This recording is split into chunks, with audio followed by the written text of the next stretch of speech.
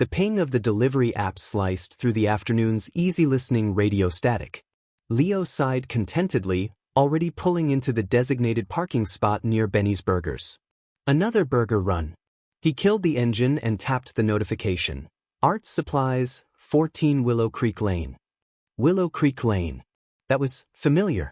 He pulled up the map. The pin sat squarely on the western edge of the street, almost bumping into the newly developed cul-de-sac. That was new. He hadn't driven that far down Willow Creek since middle school. A flicker of something, not quite recognition, but a sense of place, nudged at him. He grabbed the insulated bag from Benny's, the familiar greasy warmth radiating through the fabric. Art Supplies, he muttered again, the words sounding oddly sophisticated compared to the bag's contents. He imagined delicate brushes, tubes of vibrant paint, maybe even a potter's wheel. The drive down Willow Creek was a trip down memory lane, literally. The towering oak tree where he and Mark, his childhood best friend, had carved their initials still stood, its bark weathered and scarred but undeniably them. He passed Mrs. Abernathy's perpetually overflowing rose bushes, now a riot of crimson and gold. Then, the road veered slightly, and the familiar landscape gave way to freshly laid asphalt and identical cookie-cutter houses. He found number 14 easily. It wasn't like the other houses. While the rest sported shades of beige and gray, number 14 was a soft, inviting blue with bright white trim. A small, meticulously tended garden spilled over the edges of the porch, bursting with lavender and pansies. A whimsical wind chime, crafted from what looked like sea glass, tinkled softly in the breeze. A brand new house, but someone had already made it a home. He parked, grabbed the bag, and walked up the flagstone path. He smoothed down his delivery company t-shirt, suddenly self-conscious. The anticipation he felt wasn't just about delivering an order. It was something else. The curiosity, maybe. A feeling that this delivery was more than just a transaction. He reached the door and pressed the doorbell, the chime echoing a melody he couldn't quite place, but knew he'd heard before. He shifted his weight, the insulated bag heavy in his hand. He was ready to make this delivery, and for some reason he felt nervous. Familiar scent. The porch swing creaked a mournful tune as Leo climbed the steps, the package secure in his hands. He adjusted his grip, the cardboard biting slightly into his palm. He rang the doorbell and stepped back, smoothing down his already neat shirt. A dog barked excitedly from inside, followed by a woman's soft voice shushing it. The door swung inward, revealing a woman with kind eyes and a cascade of auburn hair pulled loosely back. "Hello," she asked, a warm smile gracing her lips. "Can I help you?" Leo swallowed, suddenly feeling a wave of unease. It wasn't her face, not exactly, but something about her, something familiar lurked just beneath the surface of his memory. I have a delivery for Isabella Rodriguez." "That's me," she said, her smile widening. "Thank you so much." As she reached for the package, a subtle fragrance drifted towards Leo, a delicate blend of vanilla and something floral, maybe jasmine. It hit him like a physical blow, unlocking a floodgate of forgotten images. Scraped knees, shared popsicles on a hot summer day, a treehouse built high in the branches of an ancient oak. His voice caught in his throat. "That perfume." He began, then trailed off, unsure of how to phrase the question that was forming in his mind. "If familiar." Isabella paused, her hand hovering over the package. "Oh," she said, tilting her head. "It's a custom blend I had made years ago. I'm surprised you recognize it." Leo struggled to find the right words. It reminds me of something. Someone." He searched her face again, trying to place her. The lines around her eyes, the way her lips curved when she smiled, they were all clues he couldn't quite piece together. A playful yap interrupted his thoughts. A small terrier mix, tail wagging furiously, squeezed past Isabella's legs and began sniffing enthusiastically at Leo's shoes. "This is Buster," Isabella said, bending down to scratch the dog behind the ears. "He loves meeting new people." She glanced back up at Leo, her expression curious. "So, who does this perfume remind you of?" Leo hesitated, the name stuck in his throat. It couldn't be. It was too improbable. Just a friend from childhood, he mumbled, avoiding her gaze. It's probably nothing. Isabella straightened up, her eyes searching his. Childhood, you say? A hint of something flickered in her eyes, a recognition that mirrored his own confusion. What was your friend's name? The name felt heavy on his tongue, laden with years of unspoken feelings and forgotten memories. He finally managed to force it out. Daniel. Daniel Rodriguez. The color drained from Isabella's face. The package slipped from her grasp and landed softly on the porch with a muffled thud. Daniel? You know my son. Mrs. Rodriguez? The woman at the threshold cocked her head, a stray tendril escaping the knot of dark hair atop her head to graze her cheek.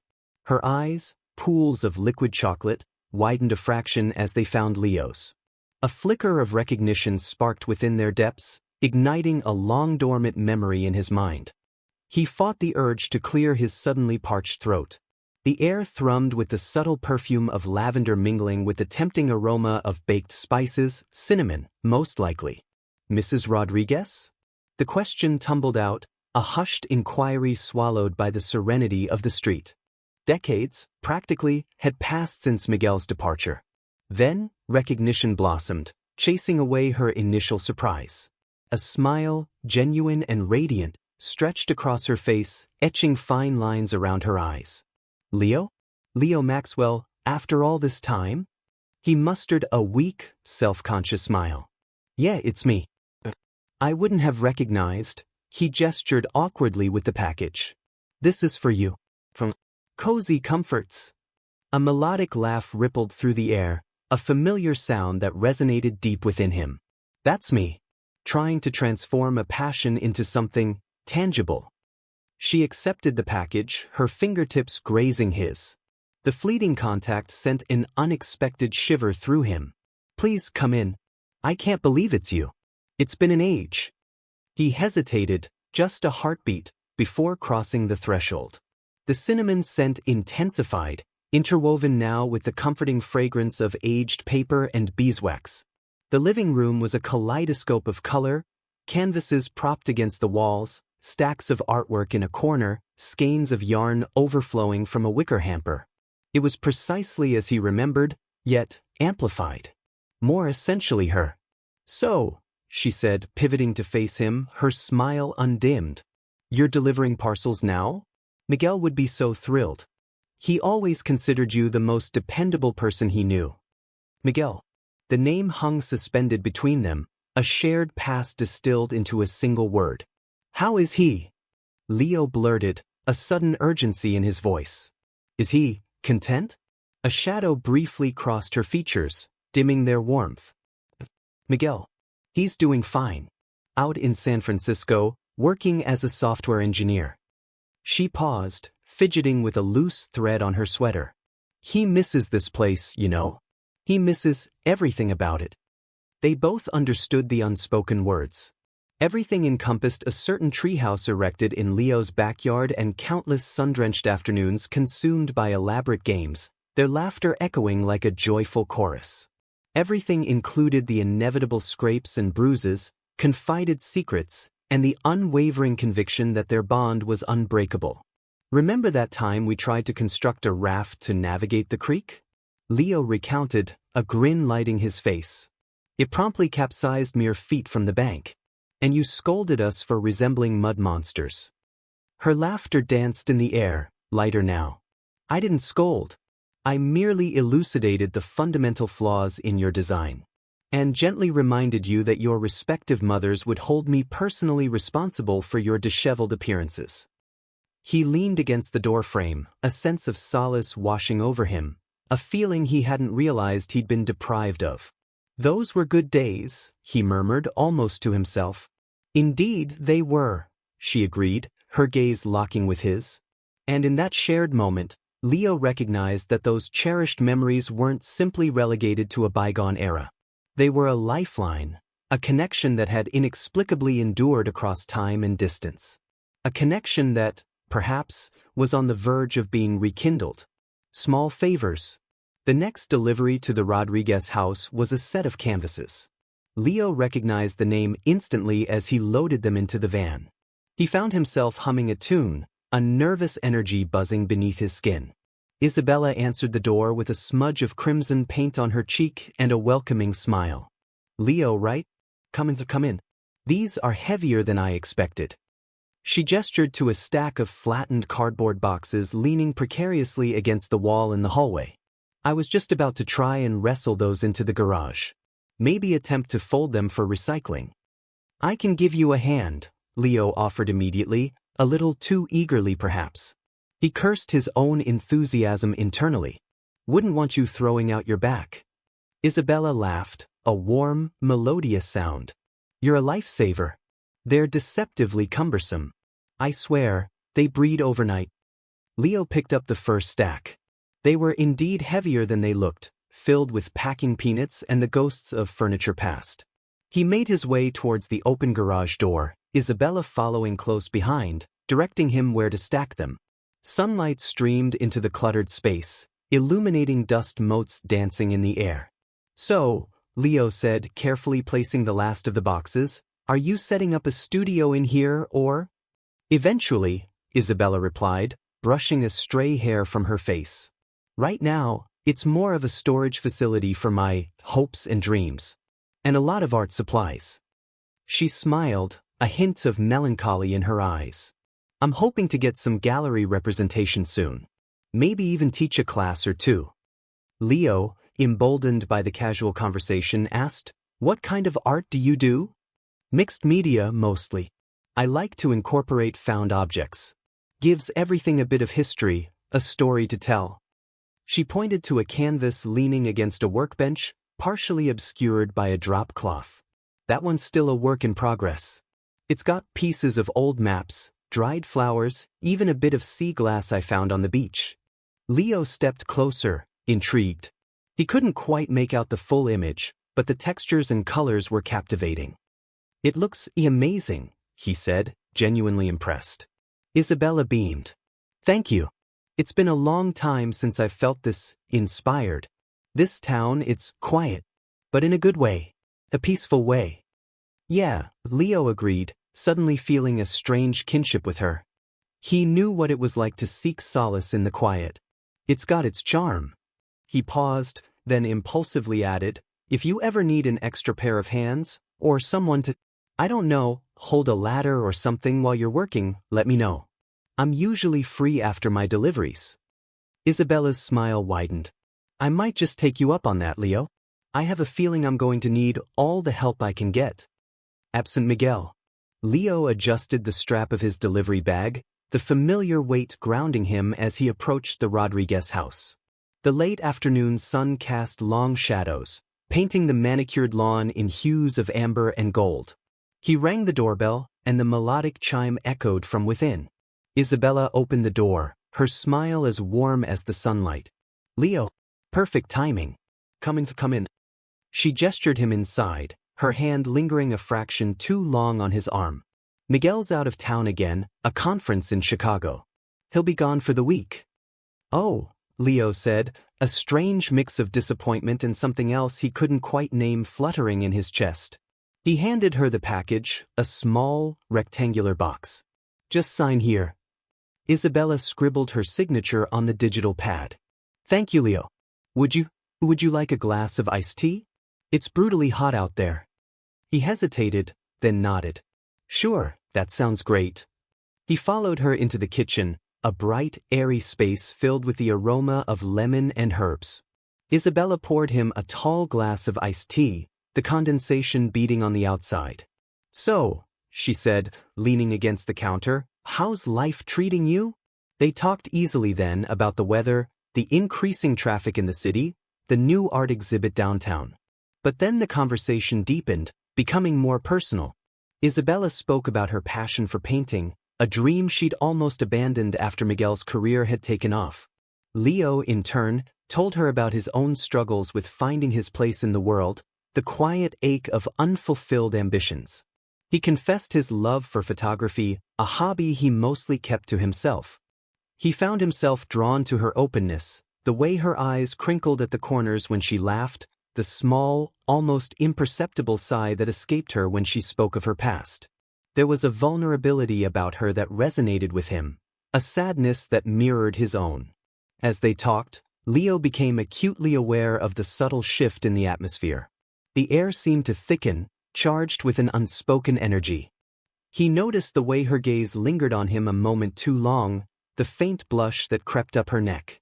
He felt a pull, an undeniable attraction that both thrilled and terrified him. He had known Miguel his entire life. This was wrong. But as Isabella refilled his glass, her fingers brushing against his, he couldn't deny the spark that had ignited between them. It was small, fragile, but undeniably there. And as he looked into her eyes, he knew that the coming week, with Miguel away, would be a dangerous, exhilarating dance. Town festival. The scent of funnel cake and popcorn hung heavy in the air, a sweet, cloying perfume that promised fleeting joys. Leo, usually a homebody, found himself swept up in the tide of people milling through the town square. The annual Summerfest was in full swing, a chaotic kaleidoscope of games, food stalls, and live music. He'd come with a few friends, but they'd already dispersed, lured away by a pie-eating contest and the promise of greasy fair food. He spotted her near the Ferris wheel, the multicolored lights reflecting in her dark eyes. Isabella. She was sketching in a small notebook, oblivious to the swirl of activity around her. Her hair, usually pulled back, cascaded down her shoulders in loose waves, framing her face in a way that made her seem both familiar and completely new. He hesitated, suddenly unsure. He knew her. Delivering groceries to her doorstep felt a world away from approaching her at a town festival. Taking a deep breath, he walked towards her. Izzy. She looked up, a surprised smile spreading across her face. Leo, what are you doing here? Just enjoying the festival, he said, feeling a blush creep up his neck. You too, I see. What are you drawing? She showed him the notebook. A charcoal sketch of the Ferris wheel, capturing the movement and light with surprising skill. Just trying to capture the atmosphere, she said, a hint of shyness in her voice. It's overwhelming, but also kind of magical. They strolled through the festival together, a comfortable silence settling between them.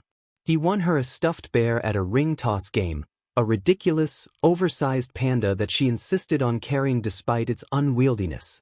They shared a greasy, cheese-smothered pretzel, laughing as cheese dripped down their chins.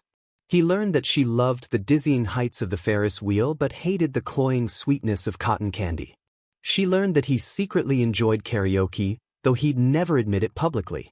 As dusk settled, painting the sky in hues of orange and purple, they found themselves sitting on a bench near the lake, watching the fireworks begin.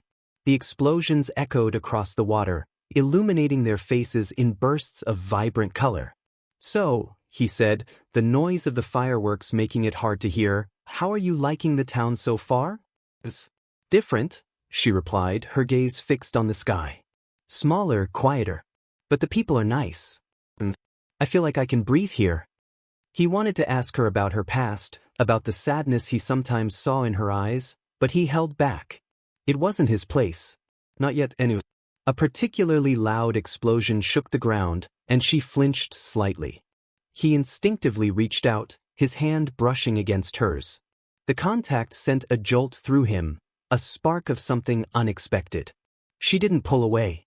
It's okay, he said softly, his voice barely audible above the roar of the fireworks. It's just noise. But it felt like so much more than that. Accidental touch. The air thrummed with the chaotic energy of the summer festival. Music blared from competing stages, the aroma of grilled meats mingled with the sweet scent of spun sugar, and the crowd surged forward in a restless tide. Leo, navigating the throng with a tray laden with 2 snow cones, strained to keep Izzy in sight. He'd promised her the grape one, her favorite. He spotted her near the handcrafted jewelry booth, her dark hair catching the last rays of the setting sun. He angled towards her, muttering apologies as he squeezed past a family arguing over a funnel cake. Just as he reached her, a sudden wave of people, spurred by the finale of a nearby juggling act, pushed him off balance. He stumbled, the snow cones teetering precariously. He braced for the inevitable sugary disaster, but instead he felt a hand grip his arm, steadying him. It was Izzy. "Whoa, easy there, Maxwell," she said, her voice a little breathless. The crowd pressed in, forcing them closer. Leo's free hand instinctively went to her waist, a reflexive attempt to keep her from being jostled. The contact was brief, maybe a second, but it was enough. The warmth of her skin through her thin sundress sent a jolt through him, a spark that ignited something unfamiliar and intense. He quickly pulled his hand away, his cheeks burning. "Sorry," he mumbled, avoiding her eyes. The grape snow cone dripped precariously close to his fingers. Izzy laughed, a light, airy sound that usually put him at ease. But now, it only amplified his embarrassment. "No problem. It's a madhouse here." She took the proffered snow cone, her fingers brushing against his. Another jolt. He watched her take a bite, the purple staining her lips. He'd seen her eat snow cones 100 times, but tonight, it felt different. He noticed the way her eyes crinkled at the corners when she smiled, the delicate curve of her neck, the way the setting sun illuminated the faint freckles scattered across her nose. It was as if he were seeing her for the first time. The noise of the festival faded into a distant hum. He was acutely aware of her standing beside him, the subtle scent of her perfume, something floral and slightly spicy, filling his senses. He tried to focus on the juggling act that had caused the commotion, but his mind kept drifting back to the accidental touch, the electric shock that had passed between them. He cleared his throat, trying to find his voice. "So, are you enjoying the festival?" "Smooth, Leo, real smooth." Izzy nodded, her eyes scanning the crowd. "Yeah, it's lively." She paused, then looked at him, her expression unreadable. "Are you okay? You seem a little flushed." He stammered, "I'm fine. Just hot. It's really crowded." A pathetic excuse, but it was the best he could come up with. He knew he couldn't keep looking at her like this without betraying something. He had to change the subject, or better yet, find an escape. The weight of his unspoken feelings, amplified by that brief, accidental touch, was suddenly too much to bear. He needed to process this new, unsettling awareness away from her captivating presence. A moment of truth. The spiced sweetness of roasting chestnuts, usually a balm to Leo's soul, felt like a cruel mockery tonight, amplifying the disquiet within him. He'd been off, Izzy couldn't have missed it. Dodging her glances, stumbling over simple phrases, acting the fool, plain and simple.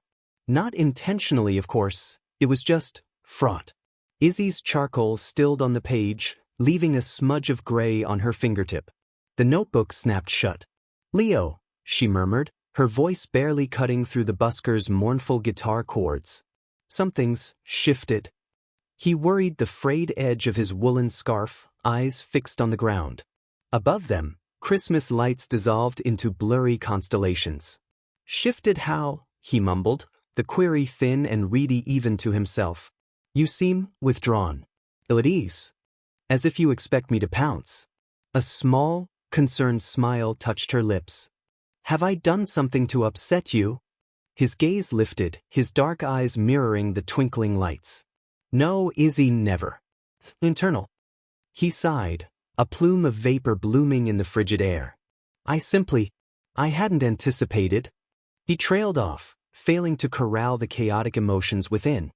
He hadn't foreseen this pull, this easy camaraderie, the comfortable quietude, the sudden acceleration of his pulse whenever she was near. He certainly hadn't been prepared for this intense gravitation towards her. Izzy reached across the narrow table, her hand finding his. The warmth of her skin ignited a spark. "You can tell me anything, Leo." He inhaled deeply, her perfume, a delicate dance of vanilla and sandalwood, enveloping him. "I treasure our time together, Izzy. Far more than I imagined I would." He hesitated, groping for the right cadence. "And perhaps I'm overanalyzing the situation." Her thumb traced gentle circles on his hand. "Perhaps," she conceded softly, though excessive contemplation often indicates something worth exploring. He gave her hand a gentle squeeze. "There is." He locked eyes with her, his heart hammering a frantic rhythm. I think I might be falling for you, Izzy. And I realize the complications, given. Liam. The words tumbled out, a dam breached. A flicker of surprise, then a tender, almost wistful smile played across her face. She drew her hand back only to tuck a stray strand of hair behind her ear, a nervous tick, perhaps. It's not one-sided, Leo. Her admission hung in the crisp night air, thick with unspoken implications. The busker switched to a peppier tune, but neither registered the change. Leo felt a confusing surge of exhilaration and apprehension. He wasn't alone in this emotional quagmire. But what now? Miguel's blessing. The aroma of sizzling chorizo hung heavy in the air as Leo trailed Miguel to their usual lunch spot, a worn picnic table tucked behind the auto shop. He kicked at a loose pebble, the metallic tang of the repair shop clinging to the back of his throat. Every word he'd rehearsed felt like lead in his stomach. Miguel dumped his backpack with a thud. Man, I'm starving. You grabbing something from Mama Elena's? Leo shook his head, his voice a nervous rasp. Actually, I wanted to talk to you about something. Miguel unwrapped a foil-covered burrito, the spicy scent intensifying. Shoot, everything okay? Leo swallowed hard. It's about your mom. Miguel paused, burrito halfway to his mouth. A flicker of confusion crossed his face, then a hint of concern. Mama? What about her?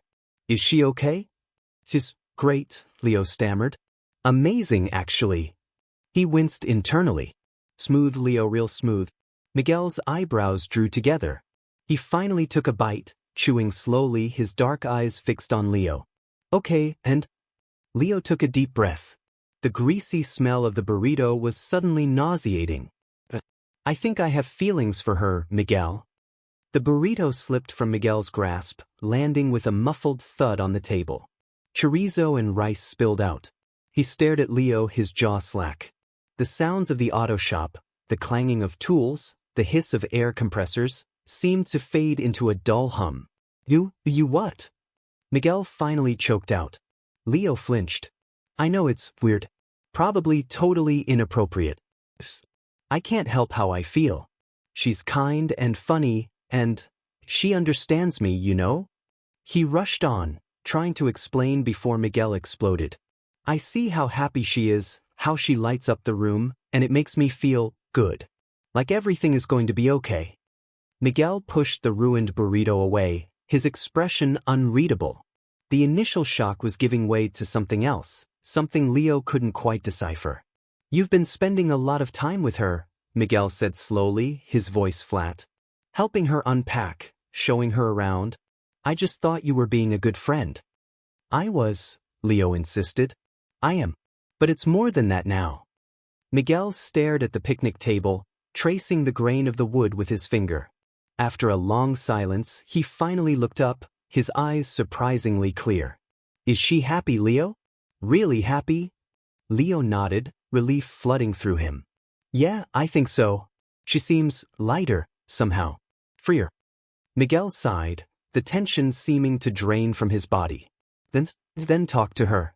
Mama deserves to be happy. If you think you can make her happy, then go for it. He picked up a stray piece of chorizo and popped it into his mouth. Just don't hurt her, okay? She's been through enough. Leo's heart leaped. I would never in a million years. Good. Miguel managed a small smile. Now, help me clean up this mess. Mama would kill me if she saw I wasted good food.